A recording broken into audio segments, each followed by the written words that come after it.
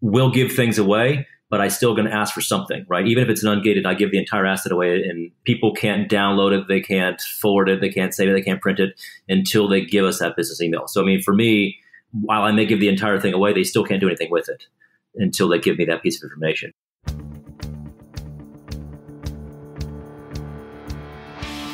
Welcome to the Modern Marketing Engine podcast, hosted by Bernie Borges.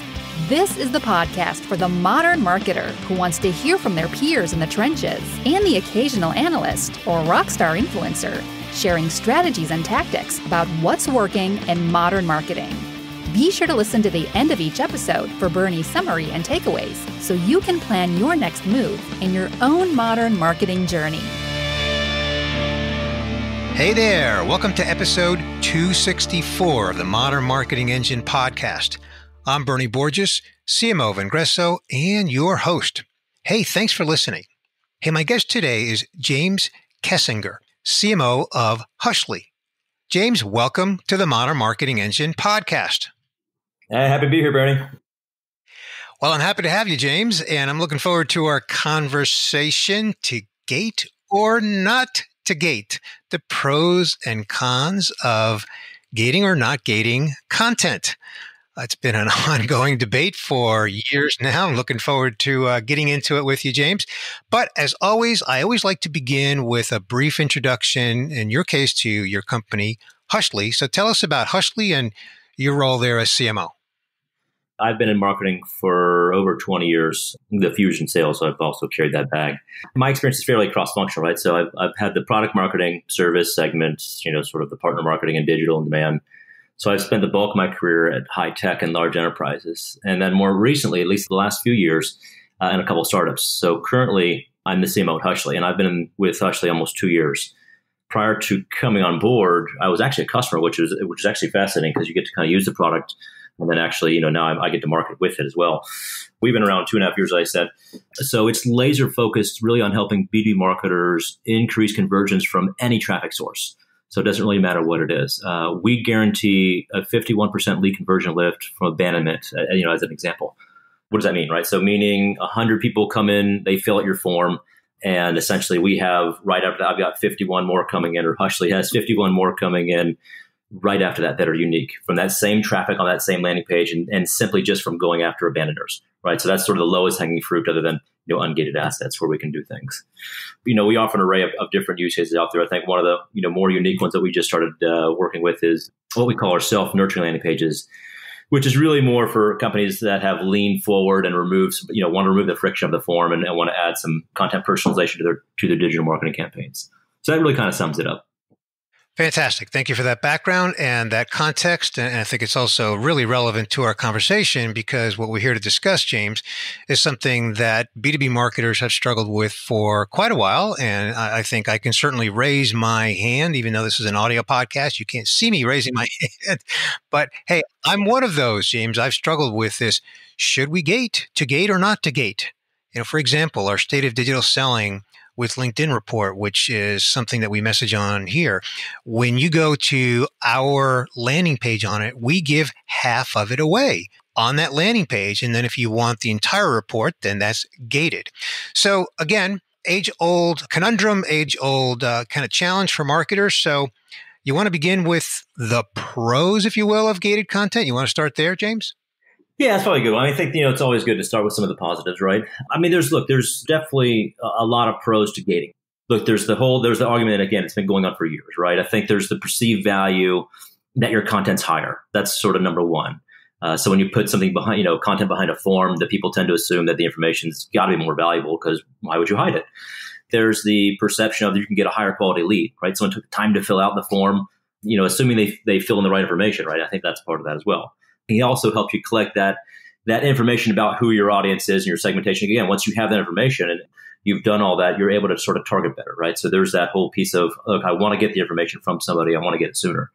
And then, of course, I think for us as marketers, right, you included as well, it's easier to track your marketing strategy and your performance. I think those are, if I kind of had to highlight sort of the 4 key things, that's probably the 4 top ones that I would say are really the pros for gating. I'm going to ask you a question that may seem a little odd on the surface, but I want to get into it because Instead of being one dimensional and looking at this and asking that question from the lens of the marketer, like what are the pros of gated content? Are there any pros to the recipient, the individual who's just filled out a form? They've gone through that gate. What are the pros to them?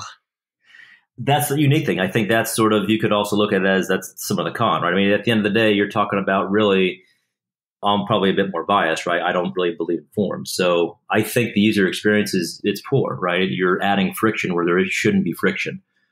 So for them, it's, hey, I don't know what's behind this thing, right? So, and everyone's been gimmicked before, right? Which is, I fill this form and I get some piece of garbage. I'm like, I just gave out my information for nothing.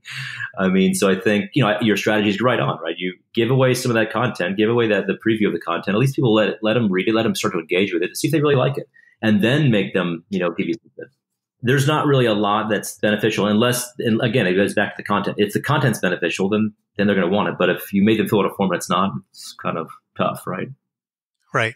But do you think that we're far enough along on the maturity curve of content marketing that the buyer, the prospect, the individual, whatever label we want to put on them as B2B marketers, where that we've kind of trained them, conditioned them on this is just sort of normal, this is just the way you get content? I think we have, but that's why you get a lot of fake leads, right? I mean, at the end of the day, that's people lie on forums all day long. I mean, I do, right?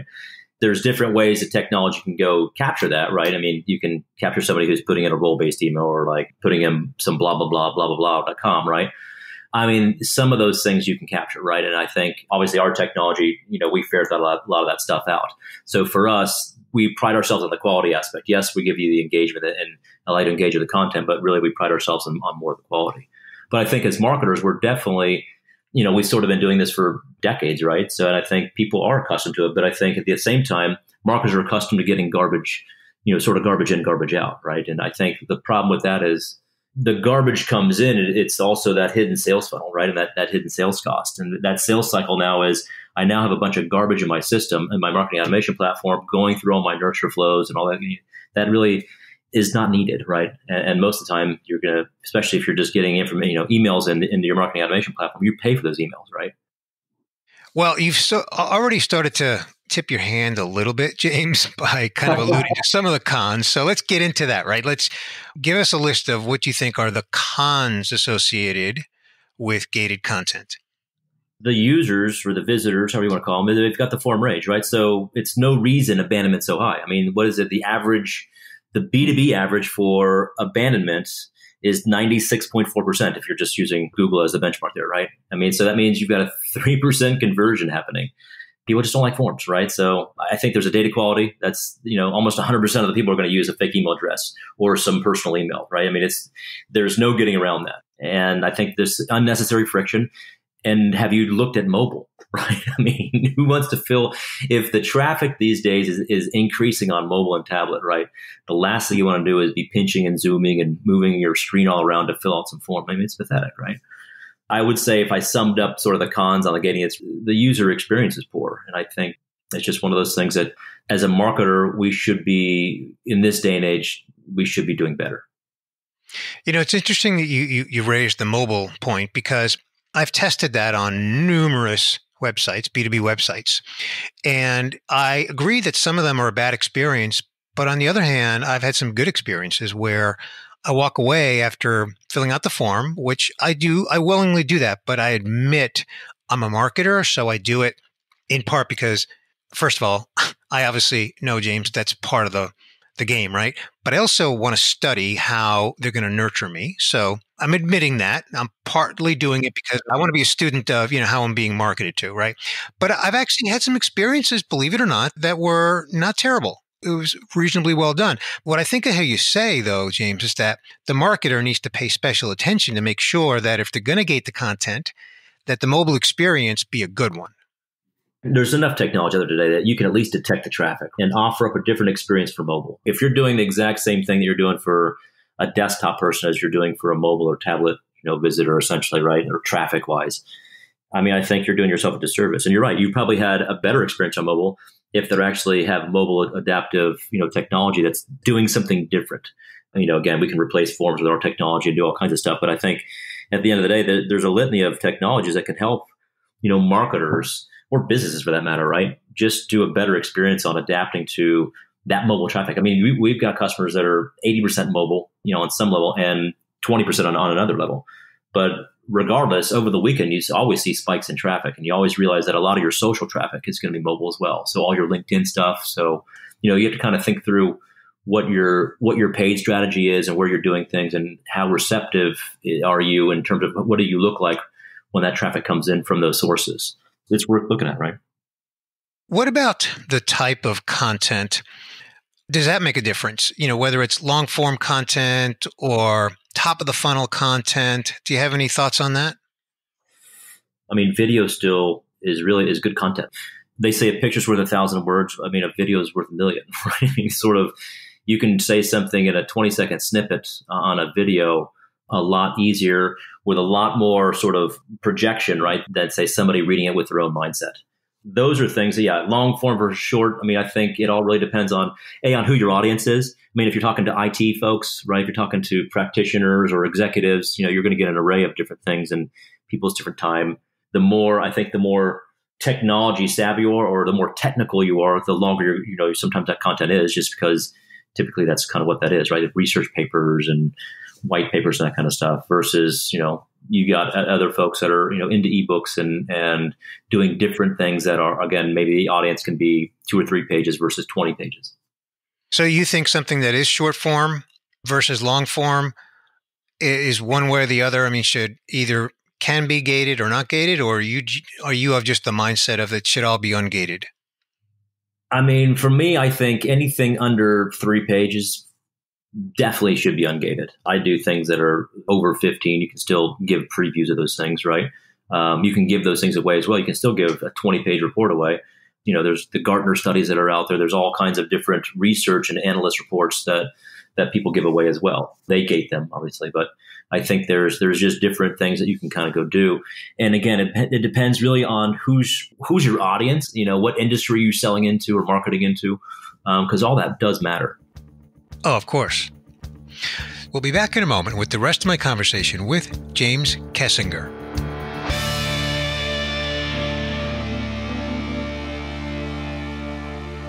Vengreso, we run the Digital Selling Benchmark Assessment Report.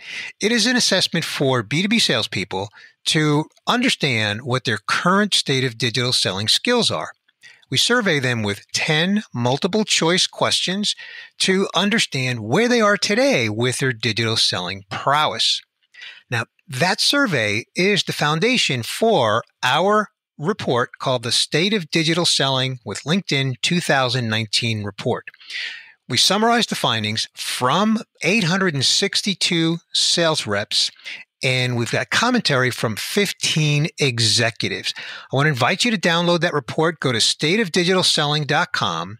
And we're getting ready to survey people for the 2020 version of the State of Digital Selling report.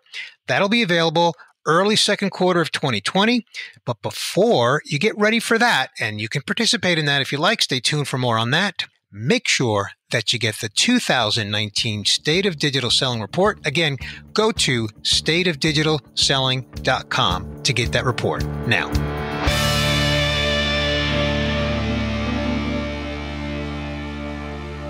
So, all right, so let's get to the $1 million question then. What's the right choice from your lens, James? What's the right choice, gated or ungated?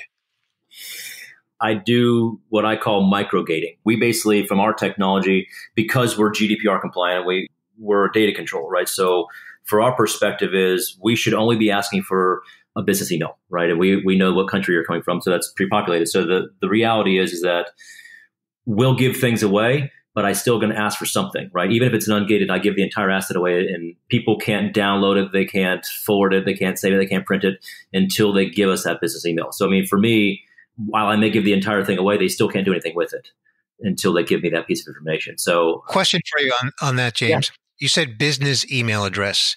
Correct. Talk to me about that, because I know that's a common topic also among marketers, business email address. So that means if I'm on your site and I want a piece of content and I want to give you a Gmail, Yahoo, whatever, that's not a business email address, how are you addressing that? Well, you won't get the content. It'll say, oops, it's not a business email. I mean, that's pretty much it. So we detect in real time if it's a personal email, if it's a role-based email. There's like 10,000 some odd free email accounts out there, right? So we block those in real time from getting access to our content and our customers' content. And so that's because that for us is a big piece of that puzzle, right? Because what we're trying to do is make sure that this person is going to get a legitimate business email. And then at the end of the day, we go enrich that email, right? So we go enrich it, but it's also going to be a compliant email. If it's, Canadian or, it'll be casual compliant. If it's going to be in the EU, it's going to be GDPR compliant because they're going to go through the double opt-in. So we do those things. And I think that's important, right? So for us, that's kind of the big thing for us is really making sure that we're following not just, hey, here's the steps you can take to kind of get, all these free emails out of here. That's okay at the end of the day, right? But the reality comes is you really need to be at the compliant level, especially now, gosh knows we're in California, right? So you've got CCPA coming up. And that's taking place, January coming up this 2020. So, I mean, there's a lot of compliant things that are out there. And I think there's a lot of businesses that buying lists of the day of old are gone, right? So you have to kind of really be careful about what you're doing. So what I'm hearing you saying then is that from your lens, the right choice is a micro-gating approach. Is that what you're saying? Yeah. Look, for us, it's give the content away. Give that content away. You can ungate it or you can gate it. The reality is you can give everything away from our perspective and still get a lead out of it, right? Even if you ungate it versus the old days, if you just click on it, somebody goes to a download. So let somebody read your content. Have it all day long, right? Put up in this case, we call it a microgate, but maybe you can just call it a single form or whatever. But essentially, you're just talking about one box, which is just a business email. So then how do marketers then go to the next step? Because in marketing, we need to be able to identify roles and personas and market segmentation. And then we have a sales team and we need to be able to nurture and eventually distribute those leads to the right part of the sales team, et cetera, et cetera. So what's that look like when you're using this microgating approach? Once you get the valid business email, right? Because you look at it as the first thing you want to do is make sure it wasn't Bill Gates at Microsoft.com or Jeff Bezos at Amazon on your website, right? So you want to make sure you send that person an email and verify they own it. Again, that's part of the opt-in process too. And then in our case, right, we do that, but we take it a step further and then we go enrich all that data with whatever your minimum data requirements are. And once that's done, we actually human verify that against someone's LinkedIn profile, their public LinkedIn profile. So that's their name, that's their title, that's the company they're at, that's the industry they're in, that's their location. And only then do we actually, then we API it into your marketing automation platform. And then everything else drags with it. So all your UTM tags, all your campaign data, all that good stuff that you're basically going to do from your digital perspective all goes with that, as well as your date timestamp of when they opted in. Here's all the assets they're downloading and continuing to download because now you're able to basically see what they're doing. So you've made that process a little easier. You made that user experience better because now you're given the ability to either get a preview of your content or read all your content. And if they like it, they're going to start to opt in. And I think that's a pretty powerful thing, right? So now you're going to get an opt-in email that's a business email that's completely enriched with whatever data requirements you need and allow your sales team to now go do whatever they want to go do, right? Did you get this guy from the bottom of the funnel because you requested a demo? And maybe he abandoned that or whatever else, right? If that's the case, then you offer up different levels of content and you give the sales teams ability to now take these leads that are coming from different experiences and say, look, these need to go through a nurture funnel. These need to go directly to an SDR because these are higher quality. They were on my pricing page. They're on my demo request page or whatever else, right? Or they're looking at this level of content. And this is very low funnel stuff. We should be making sure we're calling these guys.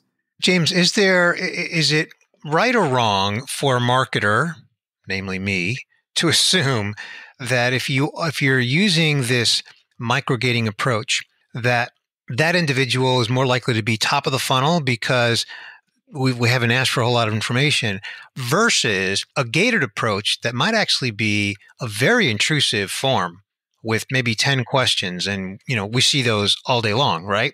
But you know what? People do fill those out. So then the people who fill those out, can we then assume that they're more bottom of the funnel? So give me your thoughts on both of those assumptions. I think what you end up finding is, and this is actually interesting. So from the research that we've done across our customer base, I think the key thing that we found is that we're actually finding people early in the buying cycle. they're ready, and again, they're already doing their research and that kind of stuff, but it gives you time to now nurture these folks with your brand, your solutions, how you're going to help them solve their business problems, et cetera, right? If you look at the form fill, right, the top 10 questions, you can probably take the first 6 are going to be like a first name and then a last name and then a title and then a company and then an email address. So you're going to get through the basic ones that in this day and age, we should already know anyway, right? Gosh, you can go to Discover.org and type in someone's email address and you're going to pull up everything you want to know about them, right? You can see org charts in there. So I just think it's the special questions that people say, are you ready to buy now? What's your spending authority? Most people are going to lie to that stuff anyway. So I don't know if they're more bottom of the funnel or top. I think those questions are sort of, kind of bogus in the first place, really. Basically, what I'm hearing you say is that your preferred approach is the micro-gating approach, which really is closer to not gating than gating. Yeah, to some degree. At that point, because the reality is you've given your content away, or at least you're giving a preview away, right? I think that is different than just sort of when somebody lands on your page and you throw up a form, right? Because that is something completely different. Versus in our case, you're giving, and I guess in your case to some degree, right? You're giving previews of your content. Now, I don't know what else is behind that, but essentially that's the way that we look at it, which is the experience of slamming somebody in the face when they click on an ad and they go right to a form. That's why that's why there's only a 3% conversion, right, on average. So what's your thought on truly non-gated? So for example, our State of Digital Selling report, we are going to eventually completely, right now we give half of it away, and then we have a call to action where you can download the entire report. And that's a gate. That's a form. We are going to eventually just completely ungate that. We're not there yet. What's your thought on that? Just completely ungating a piece of content that's a valuable piece of it's long form content. It's rich in value. In your case, I guess the question would be are you capturing anything? If you're capturing nothing, then you're giving it away, right? Officially giving, like somebody clicks on download now, they can download right now without ever giving you anything. I'm talking really ungated, like click, download, you've given no information. I think it's a wasted opportunity. Because again, I think there is technologies out there that can go solve that problem for you, right? Which is you can still give it away without giving away the ability to go, take it and you have no idea who did anything with it, right? Whether that was your competitors, whether that was somebody that was bottom of funnel, top of funnel, wherever they were, right? Whatever industry or company they were from, you have no idea. They just took your content. So I think it's a missed opportunity to some degree. That's fair. That's fair. What I want to do now, James, I think we've reached the point in the episode in our conversation that I'm going to do the summary. I'm going to kind of summarize the key points that we discussed. And then I'm going to ask you to add some commentary, some final remarks, closing thoughts. We'll get your digital contact information, and then we'll bring the episode to a wrap. Sounds good. All right. Well, we began our conversation with a brief background on your career and your company, Hushly. You've been in marketing for over 20 years. You said you've got some product marketing background, and you've been a CMO at Hushly for about 2 years now. You mentioned you were previously a customer of Hushly. I get that a lot on my podcast. I get a lot of marketing executives that are leading marketing for a company where they were previously a customer. That's fantastic. And at Hushly, you're all about helping B2B marketers increase conversions from any source. In fact, you say you guarantee a 51% increase in lead conversion. That is fantastic. And of course, we had our entire conversation all around what marketers have been struggling with for quite a while. And that's the fact that they need to generate leads, and they've been doing it largely through gated content. So our discussion was gated or ungated content. You said that some of the pros of gated content is, well, you can get qualified leads when people give you accurate information. And that when you have a form that actually forces that, if they don't put in bogus information, then that can be very valuable. Helps you also track your funnel because you're, again, capturing that information. You can feed it into your marketing automation and you can track your funnel. You can also do some segmentation. And you also mentioned, I think this is a key point, James, and that is that there is some perceived value in your content because they had to pay for it. Now, when I say pay for it, I'm using air quotes. They filled out a form. Yeah. And then we talked about the cons, the reasons that gated content can be negative. You said that it's always adding friction.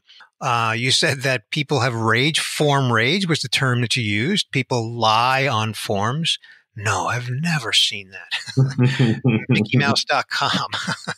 Right. you stated that there's a 96.4% abandon rate on B2B forms that I mentioned a moment ago. The data quality can be really poor because of fake emails.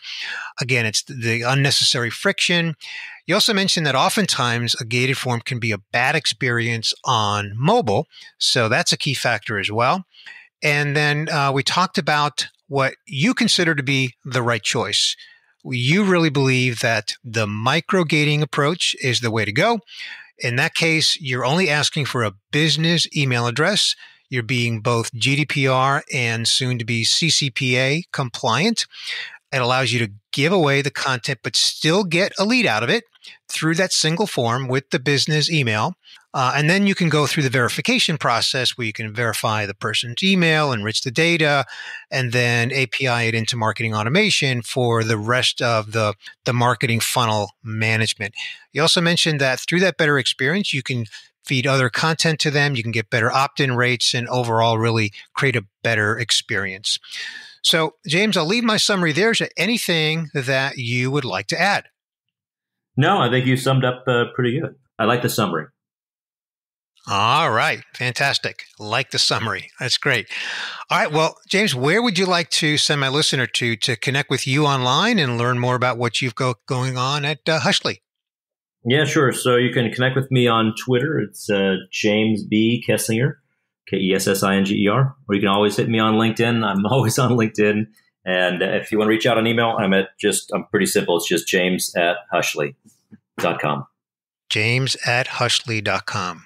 Got it. Fantastic. Well, my listener knows that all those links will be linked up in our show notes page at Vengreso.com. Well, James, thank you so much for this invigorating conversation on to gate or not to gate. Thank you for joining me on this episode of the Modern Marketing Engine podcast. Hey, remember to get the 2019 version of the State of Digital Selling report. Just go to stateofdigitalselling.com. This wraps up another inspiring episode of the Modern Marketing Engine podcast. If you want to share this podcast with a friend, let them know that we're available on iTunes, Stitcher, SoundCloud, and Google Podcasts. And we love 5-star reviews. If you are not subscribed yet, please hit the subscribe button on your favorite podcast player so you don't miss an episode. You can read the show notes for each episode at Vengreso.com. While you're there, sign up to receive the show notes delivered to your inbox through our weekly alerts. And be sure to also check out our Selling with Social podcast hosted by Vengreso CEO Mario Martinez Jr. Again, you'll find our show notes at Vengreso.com. And that's one S in Vengreso. Tune in again next week when Bernie Borges brings you another inspiring interview to help you thrive on your modern marketing journey.